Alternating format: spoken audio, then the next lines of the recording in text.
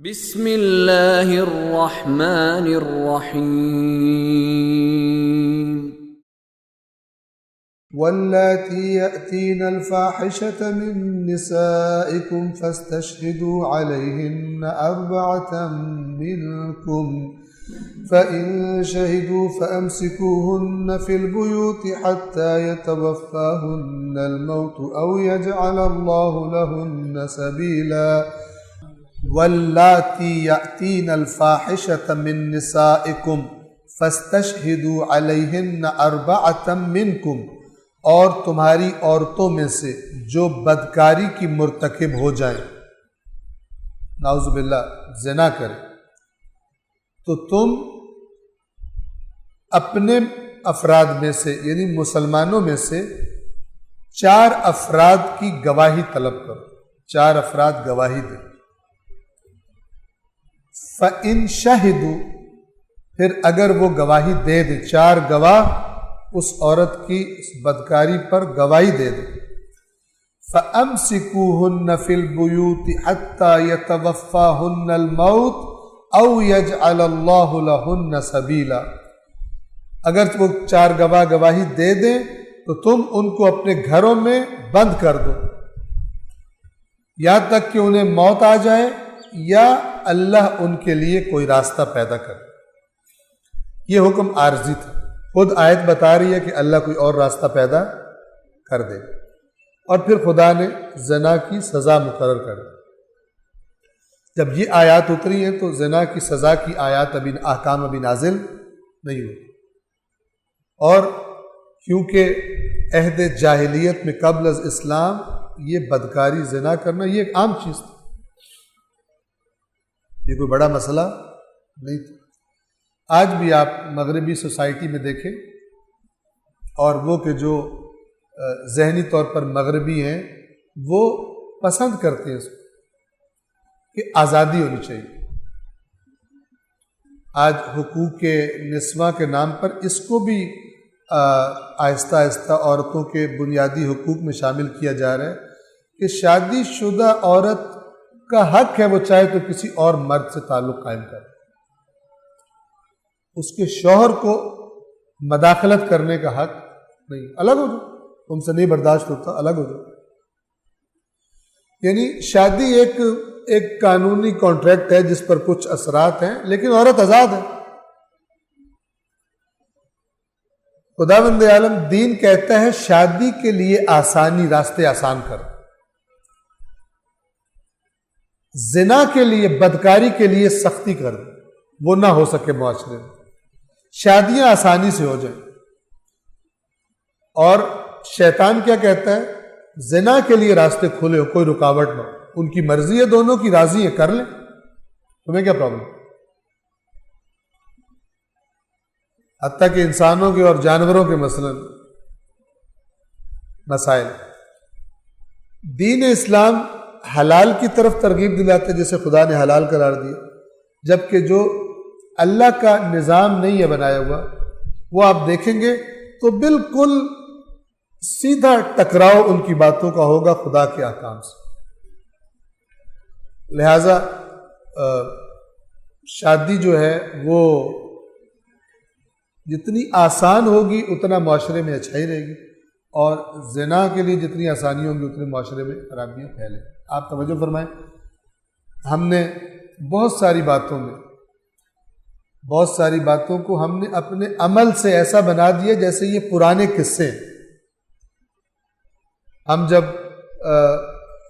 مولا علی علیہ السلام اور حضرت زہرا سلام اللہ علیہا، جب ہم کسی خطیب سے، کسی عالم سے ان کے ازدواج کا واقعہ سنیں گے بڑے امپریس ہوں گے، کیا سادگی ہے، گریہ بھی کرنا شروع ہو جائے، لیکن اس سادگی سے لیں گے کچھ نہیں۔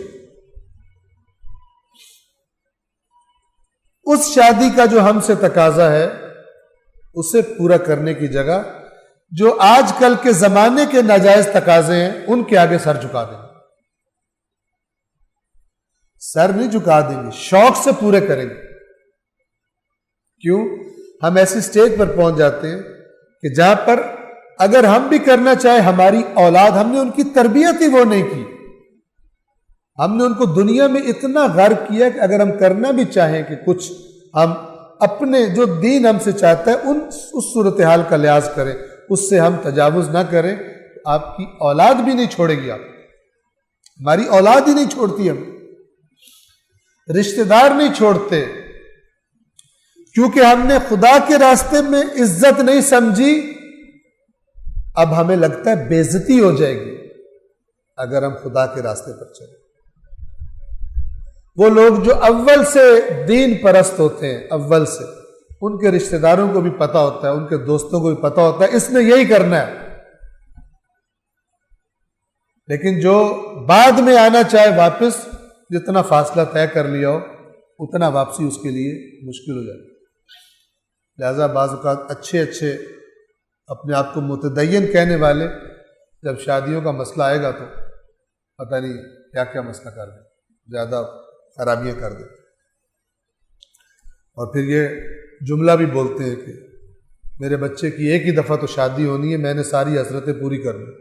کاش کہ ہماری حسرتیں ہماری دین کی روح کے ساتھ ہوتی، کاش کہ ہماری حسرتیں یہ ہوتی کہ ایسی شادی کرنی ہے کہ میرا خدا مجھ سے راضی ہو، ایسی شادی کروں گا کہ رسول اللہ راضی ہو، کہ جیسے میں نے اپنی بیٹی کی شادی کی تھی